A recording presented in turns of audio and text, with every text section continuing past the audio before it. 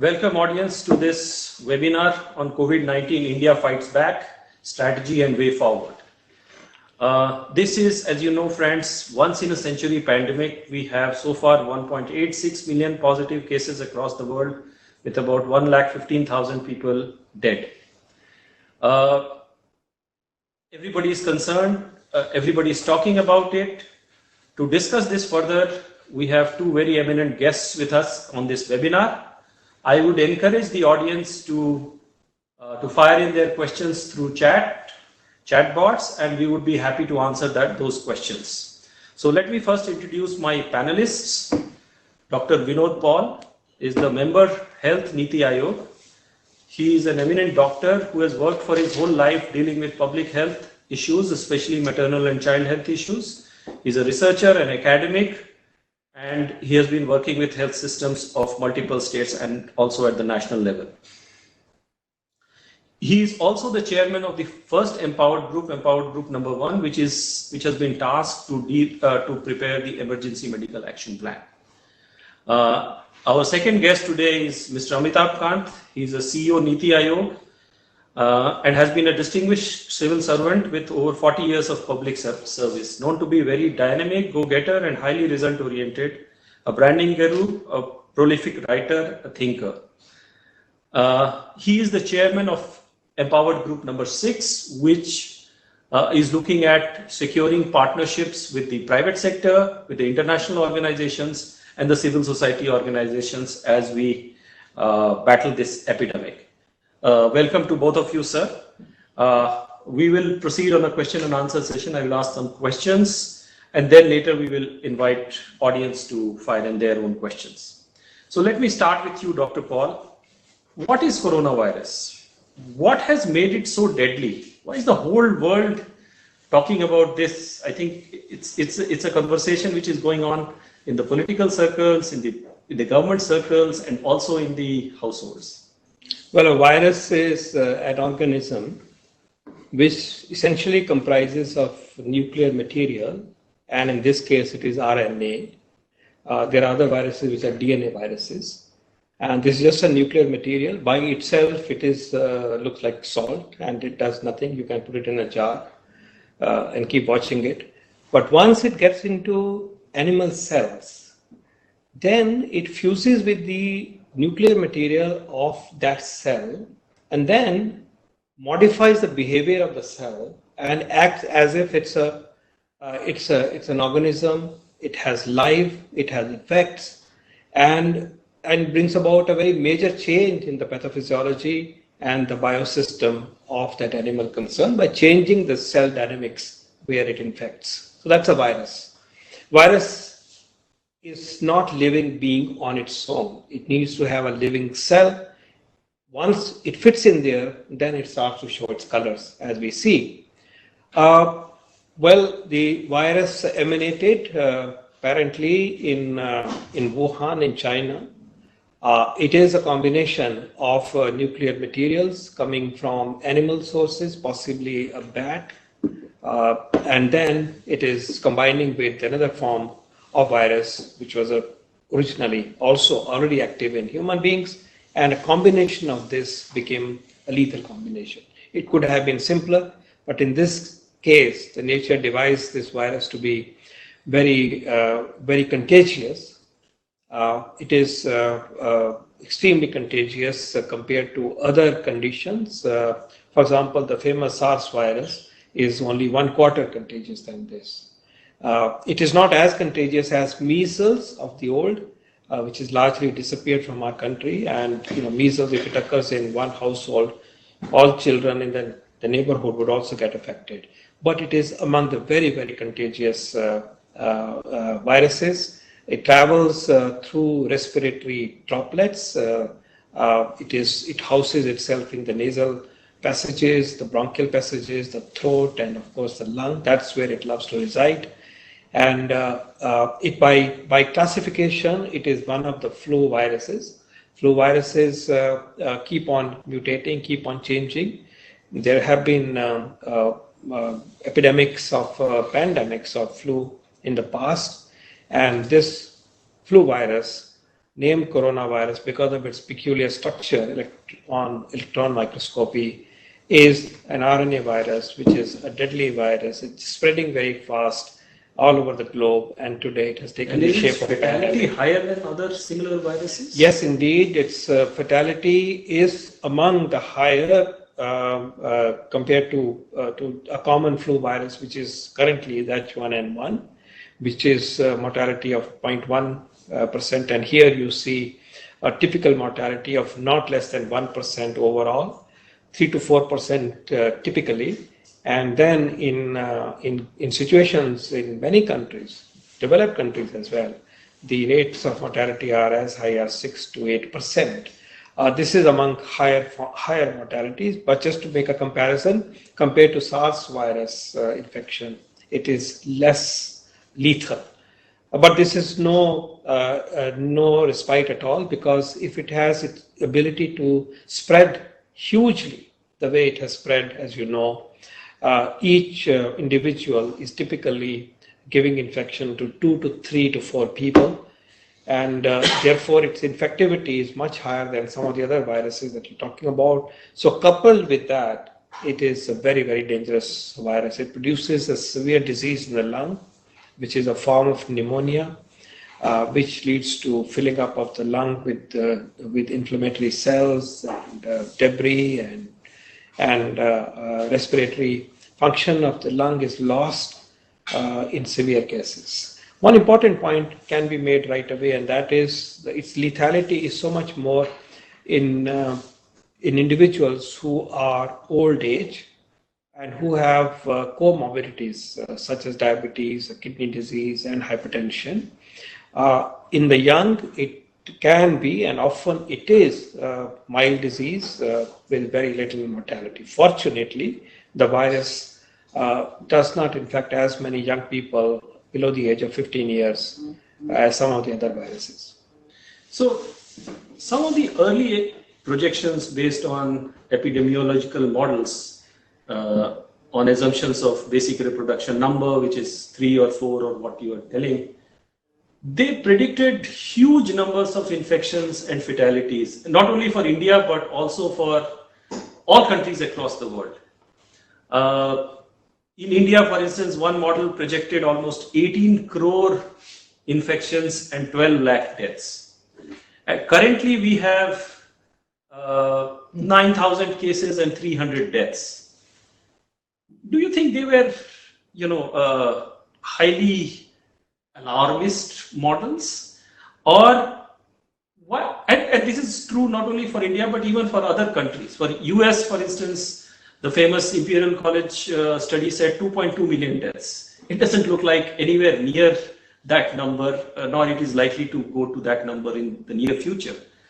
So do you think we are unduly alarmed about this particular phenomenon? Well, these mathematical models, first and foremost, don't take into account what the society would do even before the vaccine comes up, what it would do in terms of containment. So these are the models which you can say are predicting situations which have nothing to do with the actions that you would take in every which way. And we can come to those actions, and the most profound one is social distancing, which increases the space between two individuals, so the virus finds it difficult to transmit itself. But they use the epidemic behavior of respiratory viruses. The spread that normally happens, it's a sigmoid curve. It goes up and then it settles down till the herd immunity in the community is found. What we mean by herd immunity is that there are not enough people left who are uninfected, and therefore the virus has to traverse much further to find an individual who has not been exposed, and because he's not been exposed, there are no antibodies in that. Once you have antibodies, that person is protected, and therefore if a large number of individuals have antibodies in their system, the virus would then stop spreading. So this basic modeling happens using such an understanding of how respiratory virus-related epidemics perform, but they largely do not take into account several things that could come in the way in modifying this. For example, the actions that are taken.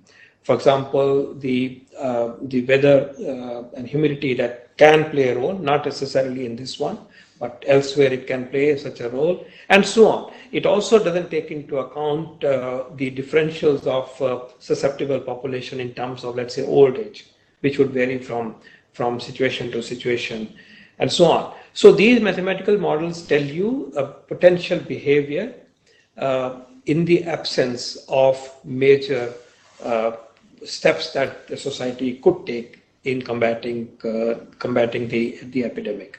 But they tell you what havoc can be unleashed by such viruses and such epidemics. We have already seen unprecedented situation. It's an event as important as World War II, as everybody says. It is a pandemic that the world has not seen for a very, very long time. It has spread faster than many other pandemics because we are one globe, one world, and we travel from one place to the other. It has gone to practically every nation over a very short period of time. Do not take it lightly at all. Things can go out of hand. Things happen. The virus is lurking, and it would pick up its victims as it likes. Therefore, it is important to be vigilant. And I would also say that we may not even as yet seen the interval of this long movie. We still do not know how it will pan out in other countries. Even in China, today there is a report that there is we are witnessing a resurgence of infection in certain pockets because a large part of China, just as India, is virgin. We are all susceptible. So the goal eventually becomes not only to see how much overall containment can we do, but to make sure that we lose minimum number of individuals. We reduce the mortality to the minimum. We reduce the human cost to the minimum. But in the absence of, the response mechanism, as you said, has NITI Aayog done some amount of assessment of what are the likely numbers for the India? Because that would be the basis for which you would prepare for that emergency. So what are your own estimates regarding this? True. We, as NITI Aayog, we have looked at all the estimates that have been done by academics in the world, academics in India, and then we instituted at least 3 of our own modeling exercises using different assumptions. For example, one of them used mortality tracking as a way of predicting progression and then back calculating how many infections must there have been. We used the SIR model in one, and we used the organism-based model in another one. So we as a NITI Aayog, being the think tank, approached this from all directions to understand how much potentially could be the size of the outbreak in India, what could be the various scenarios from the median to the high bind as well as the lower bind, and how much could be the potential human loss. So those estimates have been done.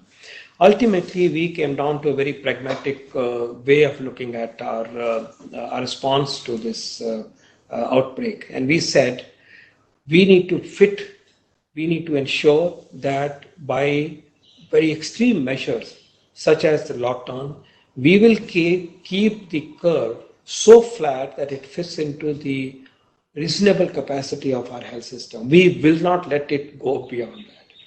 So that drove the principle of preparation.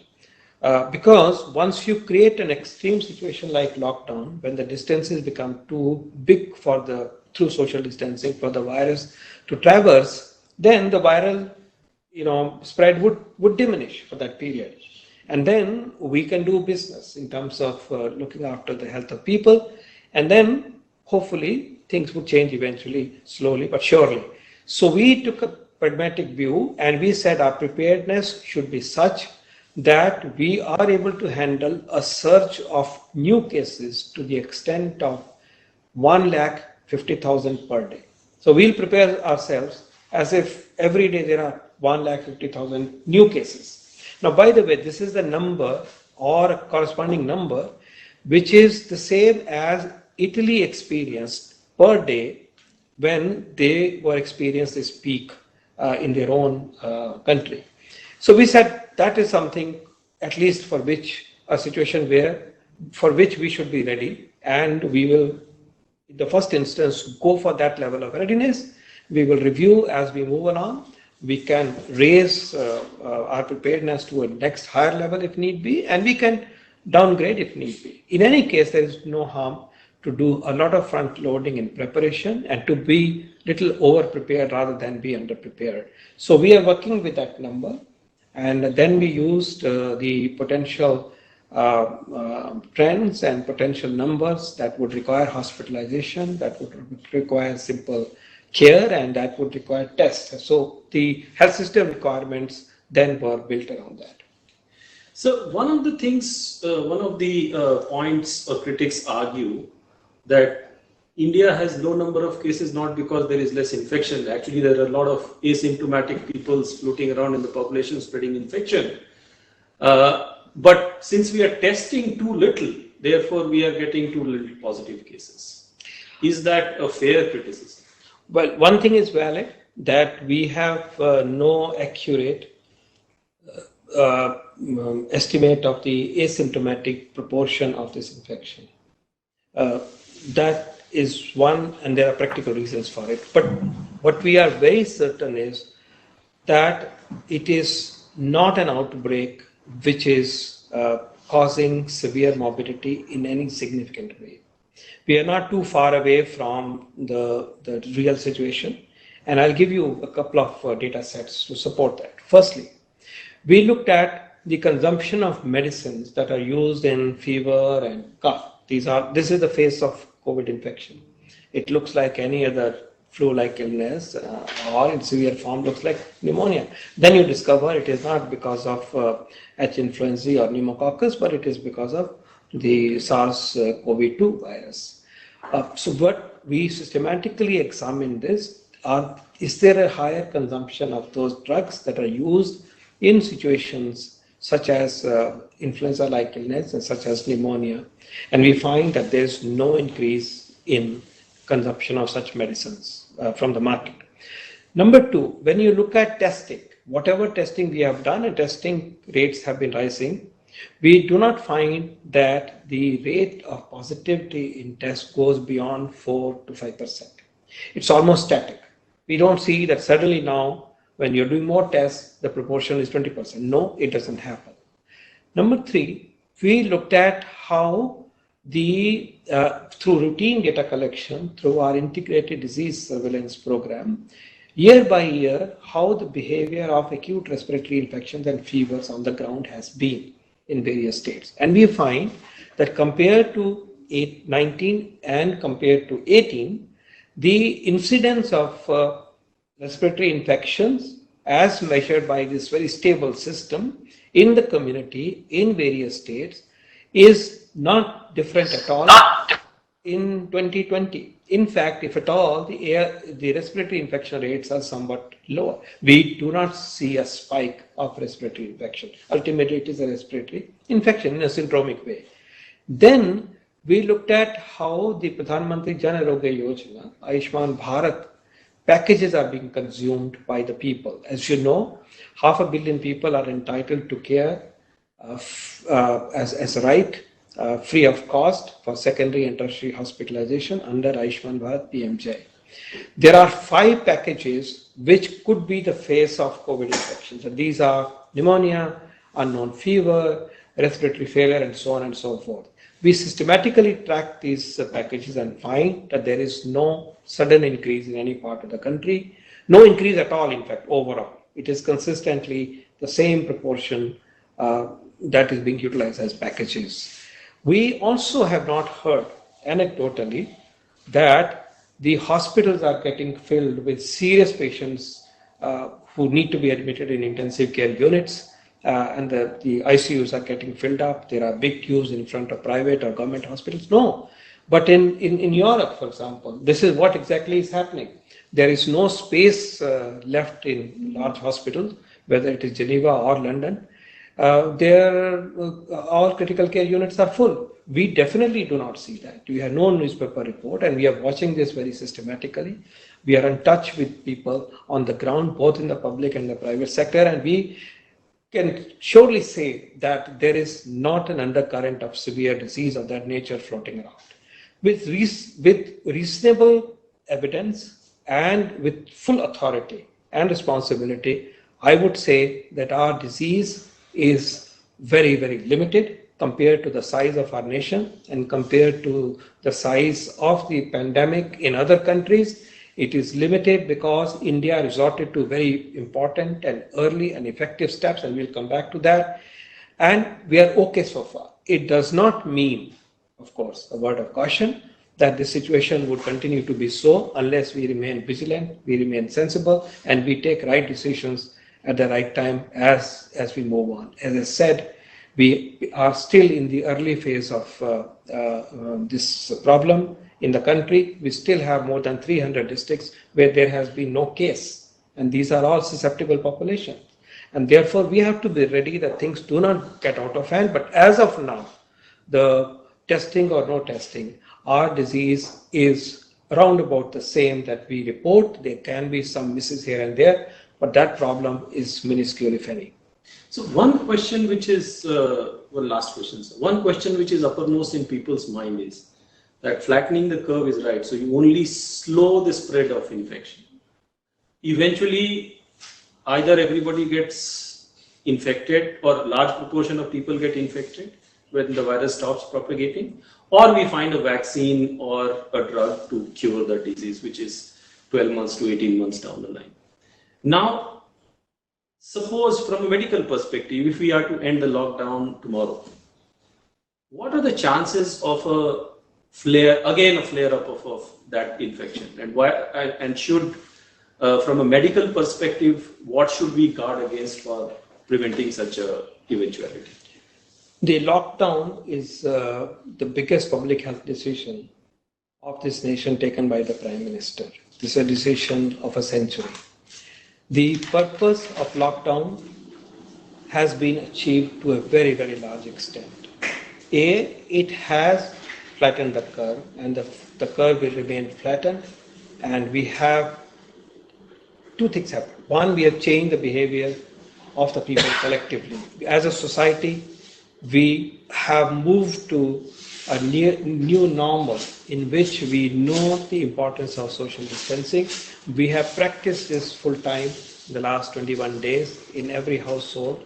We have adjusted to new reality, and when our Prime Minister will tell us that this kind of a behavior has to persist beyond the lockdown, people will follow because truly they all believe in this. All strata of public believe in this, and they know that it is in the interest of their own interest as well as their family's interest, and also in the interest of the nation. So that is a very important achievement of the lockdown, apart from flattening the curve. When we move to a stage where the lockdown has to move toward more normal life by way of activities and so on, there are four considerations that we would like to keep in mind. A, we must ensure that our behavior is conducive to ensuring minimum spread of the virus, which will lurk, as you correctly said. We make it difficult for the virus to catch us. We make it difficult by wearing the mask. We make it difficult by keeping the distance. We make it difficult by washing the hands. So cheat the virus.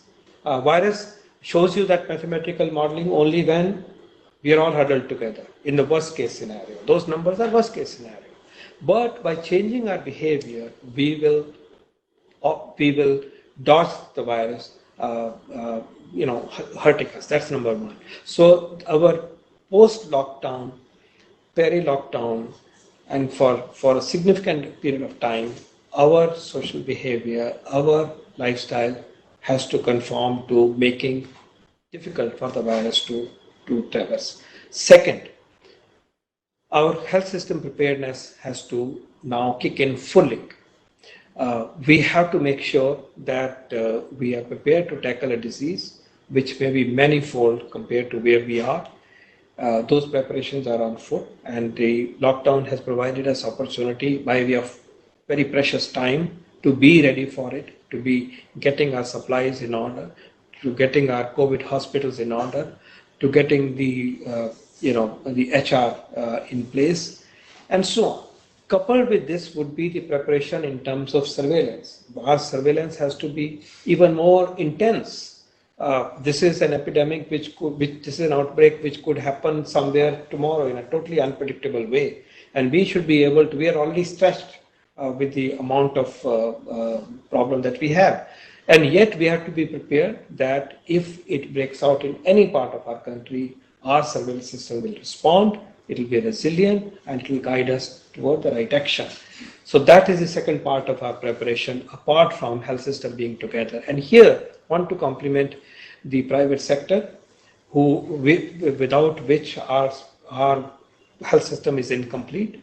India has one health system, public and private. We are together in this battle, and the private sector has risen to the occasion. We will put together all our energies, both for infrastructure and HR and skills and so on and so forth, and respond in one integrated system. So that is the second part. The third is that we, in a calibrated way, have to open up economic activities and livelihoods. And that has to be calibrated, planned, phased affair, where a balance is created between losing minimum number of lives and losing minimum amount of our productivity. But the fourth one is very important, and it is special to our nation. We are a science and R&D power in our own right. In the sphere of biotechnology, health sciences, and biopharma, pharmaceutical industry, we are a giant. We have been the pharmacy to the world. We have our national laboratories are second to none. We have the capability to create science solutions for our country and for the world to combat this pandemic. And specifically, it means that we will create diagnostic tests that work, and already 3 to 4 to 5 innovative products are there in the market. In the last few weeks, they have been put together and they're floating. And I'm happy to say that at least 4 vaccine candidates, the products are available in 4 of our national laboratories. There are 4 industries collaborating with counterparts overseas to work on potential vaccine candidates. We know that whoever discovers a vaccine, even if it is outside India, we will be the manufacturing hub. But we will be so much more proud if the vaccine that comes first on the market, on the global scene, is an Indian vaccine. Also, we have strength in drug discovery, drug-related research. Several molecules are being pursued relentlessly.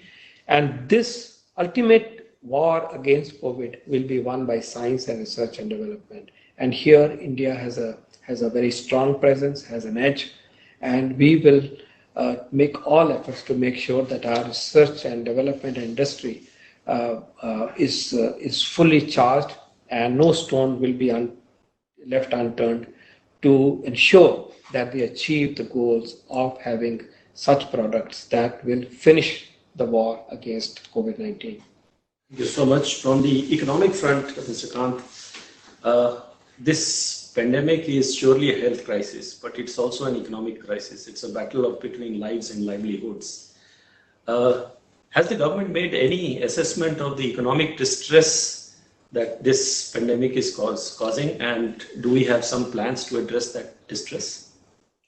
So, Alok, I think the critical thing was that this is a disease which has an exponential growth, and it was very necessary from a government perspective to have used what one Stanford data scientist Thomas Pio said was the hammer approach, so that you could flatten the curve and you could then allow time for our health system to be able to build the response. And in any for any responsible government, the first and foremost task is to protect the lives of its citizens. And that is what the government has done. Now, when you do a lockdown for a long period of time, it has implications in terms of economy. We've done several analyses on this, but I think the important thing in the first phase was to protect lives. And in the second phase, as the Prime Minister has said, is also to protect livelihood of citizens. And therefore, while the essential services were kept open in the first half to ensure that people get food, people get medicine, that supply chain was kept intact. I think in the next phase, probably we'll see much more opening up. But it's a very, very tough policy choice for any decision maker, that to ensure that there is also very few fatalities, which fortunately India has been able to do, have low levels of fatalities as compared to what the Western world has seen, close to about 10% plus, whereas in India, we've restricted it to about 3.42. Our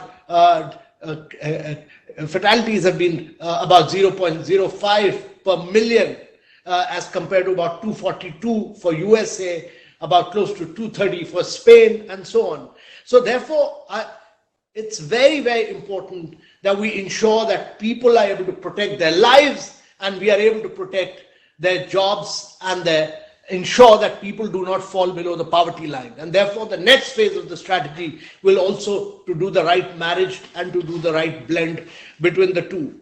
But I wanted to add to that, Alok, that in the forefront of this war, actually, this is a very big war where the enemy is really unknown. And in this war, actually, the war is being fought by our doctors, our nurses, our paramedics. They are our real heroes. And it's very important for all the citizens of the country really to take care of them and give them all the tools to protect themselves. And without that, if we are not able to look after our doctors, it will be very difficult to fight this war. Secondly, it's very important that we take care of our elderly citizens, our parents, our elders, because this tragedy is going to hit people above 65 and those who have comorbidity. And therefore, if you have diabetes, if you have lung problem, the chances of your suffering is very high. And therefore, it's very important that we keep our elders, our parents at home. And this is a must, absolutely. And thirdly, I think it's important to realize that this battle will be very difficult to fight by just physical means. It has to be fought very intelligently. It has to be fought with a lot of use of technology. And therefore, the government in a whole of India approach, where public and private partnership has worked, we have demonstrated this great use of Aayog Setu, a new app, which has been widely downloaded. Over about 4 crore people have already downloaded it, 40 million people in just a few days. And this is a very, very powerful tool because you can do contact tracing.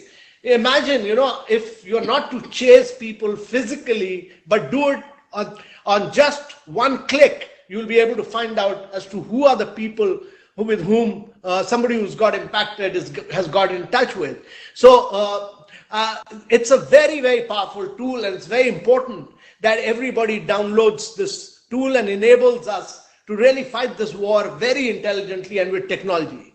And the fourth point I want to make is that actually a lot of people may be suffering because we are really fighting this war against COVID-19, and many people may be suffering because they are not able to consult their doctors. And what the government has done is that we've come out with this telemedicine policy.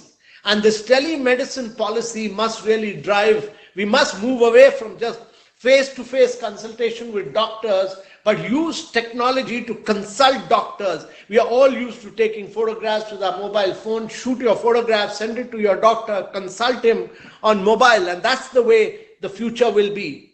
And the last point I want to make is, which to my mind is very critical, that our health sector has really suffered from lack of investment over the years. We've given about 1 to 1.5% of our GDP, but this sector, in a vast country with about 1.4 billion population, you need a lot of major investments in healthcare. We need many more doctors, we need many more specialists, we need many more nurses, but we need a good quality primary healthcare. And that is where a lot of investment has to go in. And therefore, this corona crisis should really open up the eyes of all the state governments as well as to put all their resources, good resources, into investment for primary health care in India. Another question, sir. So I fully agree with that this a lot of work is being done. But the way the lockdown was implemented, we have supply chains being disrupted, even for essential services. Our ports are getting clogged. We hear reports of shortages of personal protective equipment for protecting our frontline doctors, nurses, and paramedics. Ventilators are in short supply. We are unable to, even for some certain category of pharmaceutical products, we were the factory of the world. Export orders are getting held up. Do you think the migrant labor, because of this sudden lockdown, there was a huge problem with the migrant labor, which do you think that as we go for the next phase of probably relaxing a little bit more of this lockdown, is the government prepared to deal with this in a more planned manner? And do we have partnerships with industry, with international organizations, because you are heading the Empowered Group to forge these kind of partnership with civil society organizations, that we can handle this lockdown better in the next phase? Yeah. So we've had very detailed deliberations with the private sector across the board, with all associations, with all their members. We've had discussions with international organizations. We've unleashed the power of 92,000 NGOs who are registered on NGO Darpan. And we've said that many of them have done some phenomenal work in the field, working in partnership with the districts and the state government. Now, we must realize that when the first lockdown was implemented, we did not have much time to prepare, and therefore there was some issues of supply chains. There were issues of migrant laborers, but they were immediately, the important thing was to ensure that the infection does not spread to the rural hinterland of India. And therefore, we had to contain that, and we did that very effectively within the next 24 hours. And similarly, the first day we had problem on essential supplies, but since then, we have ensured a very good supply of essential goods and commodities and medicine supply as well. But as we go on, what we need to ensure is that the entire supply chain from the consumer to the point of production across sectors will have to be taken care of. And that is the work which is presently going on. Whatever the decision at the highest level, we will ensure that it is implemented to the best of our ability. And this will be critical. But I think the important thing in this is that the migrant worker would be very, very restless. I mean, the migrant worker is kept in camps in several places. Some have gone back. Many of them are still in the factories. We need to revive the factories.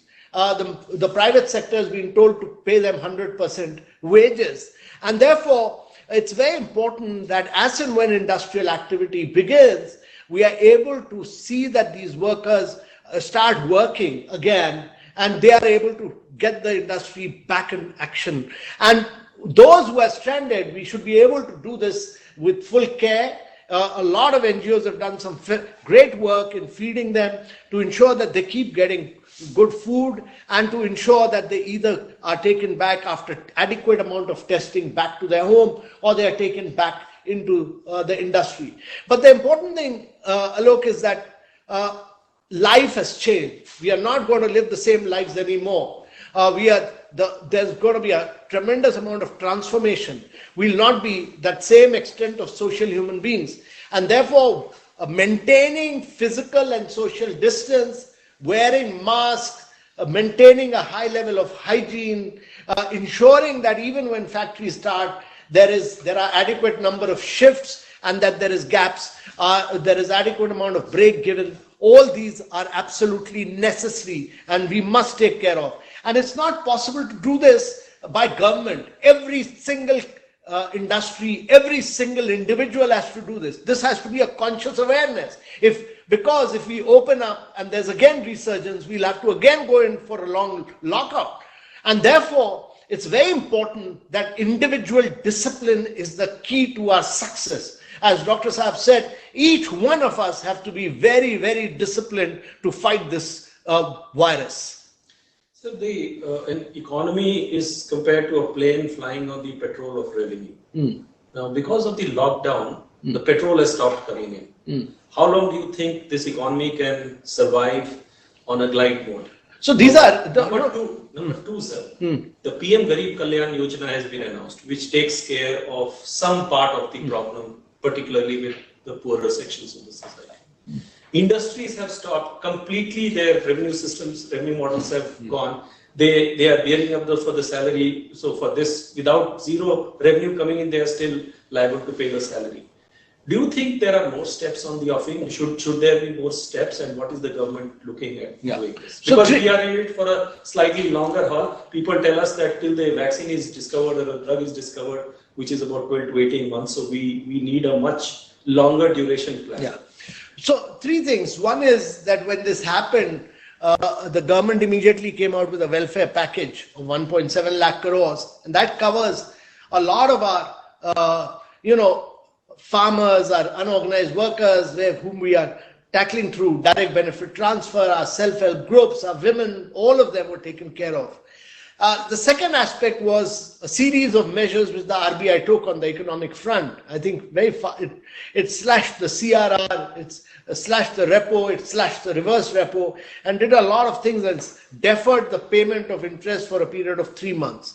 But irrespective of that, the crisis is severe, and therefore the government will be taking, I'm quite sure the finance ministry is taking several measures, and you will have several other packages as we go along in this crisis, because you have to meet the requirements of our small and medium enterprises, and you have to ensure that we take care of our large enterprises, which actually provide businesses to the medium and small enterprises, because this is a very, very unusual crisis. I don't think we even had a crisis like this during the 1928 Great Depression, and therefore India financially needs a new deal, and this will be a new deal, not looking at the fiscal impact of it. We need to look afresh. This is also an opportunity to think big and think large.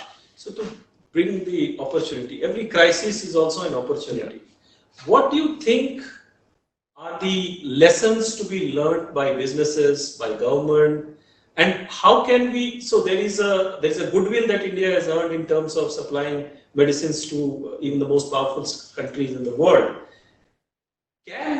Is there an opportunity? Do you see an opportunity at this point in time? And what do businesses and government need to do to cash in on the opportunity? Because I don't think we will get this opportunity again. No, the one lesson which clearly comes out is that you have to be as far as essential supply of ventilators, PPE, testing kits, there's no rationale why they should not be manufactured in India. And these are essentials which must be manufactured in India. We must build up the entire supply chain here. That's number one. Number two, the clear message is that the world will change. You will get into new areas of growth. And there will be a huge range of new areas of growth. So supply chains will get disrupted. And because supply chains will get disrupted, most of the manufacturing used to take place in China. And that will get disrupted in a very big way. And this opens up the opportunity for many countries. And I think it opens up the opportunity for India. And we've announced a major scheme on mobile manufacturing. We've announced a major scheme for active pharmaceutical ingredients. And similarly, we need to look at 5 or 6 key sectors where we need a key focus on manufacturing in India. And that, I think, is the real opportunity for India. And what about for businesses? Do you think the way these delivery mechanisms is happening in the current system, let's say auto sector or IT sector or even education sector, technology seems to be, now because of this forced lockdown, we are being forced to innovate. Do you see a lot of innovations and a scope around innovations where the ways of businesses, doing business will alter completely? So you will see a lot of use of more technology. You will see a use of a lot of more artificial intelligence. You will see a lot of more use of robots. But in India's case, it's also important because we have to look at employment creating sectors. We need to look at textiles, for instance. We need to look at gems and jewelry, for instance. And these are sectors which create vast employment. So these are areas we need a twin approach of going massively for new technology in cutting edge areas, whereas also looking at job creating sectors like food processing, textiles, etc. I have a question. This is also a season for harvesting. How do we make sure that harvesting activities are not harmed, they are protected, even when we are fighting this big war?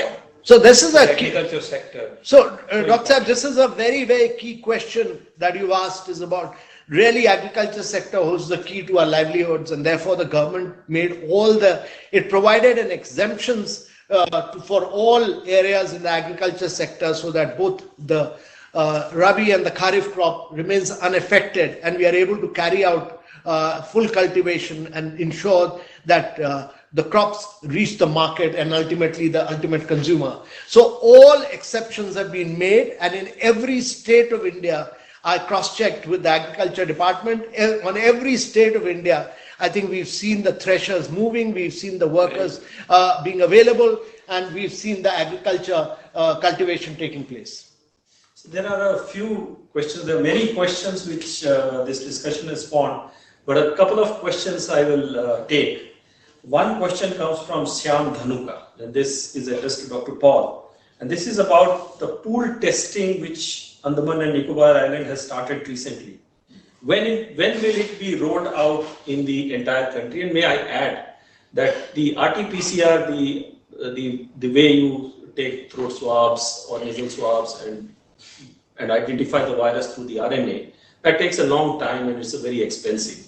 When will we be rolling out the antibody or the serological test, as we call it? So two parts to your question. One is pool testing, which means you take the material from, let's say, 20 individuals, run the assay as if it is one, and if it is negative, you declare everybody to be negative. If it is positive, then you pick up each one of them and do it one by one. So in a situation where the positivity rate is expected to be low, this is very economical and faster. And I do believe that we have now enough data for this approach to be taken. When we are scaling up our testing in a very big way, this will be one of the approaches that should be systematically applied. I endorse this. I think we have enough evidence and enough practical experience for us to take that forward. The antibody test is a different genre of test compared to the RT-PCR.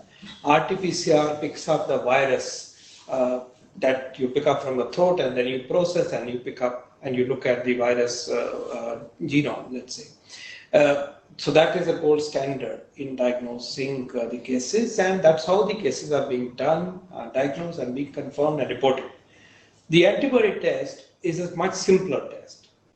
Compared to RT-PCR, which needs a machine, it takes time and so on. But the antibody tests are taken even from a finger prick. They show you whether your body has generated IgM class or IgG class antibodies in response to the virus's invasion into your system. Firstly, it takes about 5 to 7 to 8 to 10 days for the antibodies to come up. So I can have infection, but if you do the test on, say, second day or fourth day, it is going to be negative. But yes, by 8th, 10th day, it will be positive in most tests that are available. So it has a place, but it has a place only in two ways. One, it could serve as a precursor to an RT-PCR. Because if it is negative, it still does not rule out that one person has infection. If it is positive, it helps. It's a screening. So it can be a screening and therefore tied up to a systematic RT-PCR that follows in certain instances. But its real use is helping with the surveillance. That if you go out into the community today, let's say we go to Dharavi and we run this test on, say, 500 people. If the test is positive, it will say that this person has been exposed to infection at least at some point, and therefore tells you what the burden of the disease in that area is, how much of the virus has been lurking there for a period of time. It therefore helps you in doing so, and also it allows you to understand the disease, because once you are positive, you may ask the question, did you have fever at all or not? And you'll find the asymptomatic ones were leading their life in a normal way. They had no problem at all. And then there'll be some who will say, but I only had mild cough. So you know the proportion of mild disease. And then some would have been those that were actually went to the hospital and were supported. So it has a huge role in surveillance. When do we start it? It'll be useful. We have imported, the ICMR has imported 500,000 of these tests, and there's of course difficulty because a lot of competition among the suppliers. A lot of competition coming in now with cartelization. The suppliers are few and people are competing. Nonetheless, we are also building this test in the country, and we will very soon also have these opportunities of domestic consumption, so domestic production. So it is an add-on, and once we have enough kits, it can be combined with a rational approach where RT-PCR and antibody tests work in a certain systematic way. There's a question from college student, very interesting, Harshit Tisodia, and he says, what can students expect as the lockdown has disrupted classes and academics? Many students are unable to join online classes. So the challenge really is that it'll be very difficult to open schools and colleges, to my mind, till 31st May, because group functioning is very, very tough right now, and therefore the only way to move forward is with online classes. Many schools, many colleges have moved over to online learning, and that is the way to go forward. And this is the area of the future. All education will get online, and therefore the earlier you do it, the better it is. Another question to you, Dr. Paul, and to your field. How can the virus affect pregnant women? What special care must be taken? This is a question from Dhruvi. Yeah, this is a very valid question, because pregnancy by itself is a huge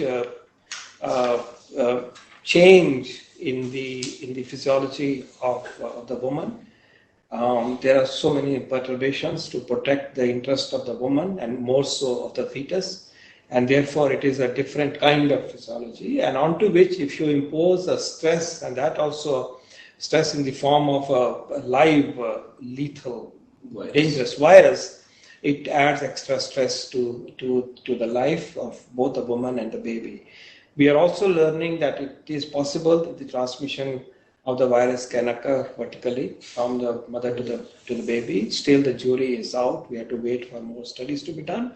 But the fact remains that pregnancy and COVID combination means we have to be very careful in terms of supporting both the baby at birth as well as the mother throughout the pregnancy. We have to be equally mindful of the fact that the process of delivery is associated with exposure of body fluids to the health personnel, body fluid to the baby, and baby itself is also vulnerable because of the poor immunity or immunity being low. And therefore, it is a special situation. The protocols for looking after the mother and the baby, the perinate, have been now devised, and we should stick to them. We are also maintaining a registry of pregnancies associated with COVID-19. Is this available somewhere on the web? Yes, it's available on the web. If you go to AIIMS newborn website, it's available. Also on the FOXI website, it's available, because it's been done with FOXI, Indian Academy of Pediatrics, the National Neonatology Forum, and the All India Institute of Medical Sciences. So another question to you, sir. This is by Shitanshu Shena. The question is, how do we build confidence in the public, especially with the use of Aayog Setu app? I presume he is referring to privacy concerns. So it's a privacy first app. All the data is on the phone itself. It gets deleted within 30 days. It has the highest levels of privacy standards. In fact, your mobile number is never used. You're given a separate DID. That's a separate ID is given, and that is used only to identify hotspots. So it has some of the highest levels of privacy standards. You can rest assured on that for us, it's privacy first. Another question addressed to you, this is from Sunois Capital. And the question is interesting. Is it advisable to use our local kirana stores instead of e-commerce chains for our needs? It's an important question because I think, to my mind, kirana stores should function and they should function 24/7. In fact, my view is that we should devise, whenever we open, we should devise a policy of working 24/7 so that we space out. We are spread out over a period of time rather than crowding around during peak hours. And many of us can go and do our shopping in the night as well. So yes, kirana stores, because most of you go and buy, individual shops should be kept open. So last question, this is addressed to Dr. Paul, and this is a question from Dr. Vishal Saube. He asks, this is also in your capacity as Chairman, Board of Governors of MCI. We are foreign medical graduates and are waiting to serve the country. Is there any policy in this regard? Well, if you're a foreign medical graduate, there are two categories of you. One, who have already appeared in the exam and are finishing your respective internships within the country or outside. For you, we will be instructing the state medical councils, even during lockdown if need be, maybe toward the end of the month, that they will register you and a process of that nature should be initiated. This is the premise on which I am engaging the BOG. Essentially to say that there will be no delay in registration by the state councils despite the lockdown type of situation. And therefore you could then be incorporated into the workforce and you pick up your tasks and start working in appropriate places in the country. If you are waiting to appear in the exam, I would suggest to you that exam is due very soon. Please go through the exam, do well, because the moment you pass the exam, we will employ you as interns immediately. You then become part of the medical workforce at the level of intern, compared to the other person who is at the level of a MBBS qualified equivalent UG qualified doctor. But we need interns, and we will approach all of you to join the health system. As I said, it's an integrated health system. We'll place you in a government facility or in the private facility in this endeavor to handle COVID-19. I urge you that use this time to prepare well, and we look forward to you all joining us very soon as interns. Thank you so much for such an illuminating discussion. There was lots of ground which was covered. I wish we could have taken more questions, but please do keep on firing your questions. We'll try and answer some of those on an online electronic mode. Thank you so much, both of you, for sparing your valuable time and hosting this webinar. Thank you. Thank you. Thank you. Thank you. Thank you.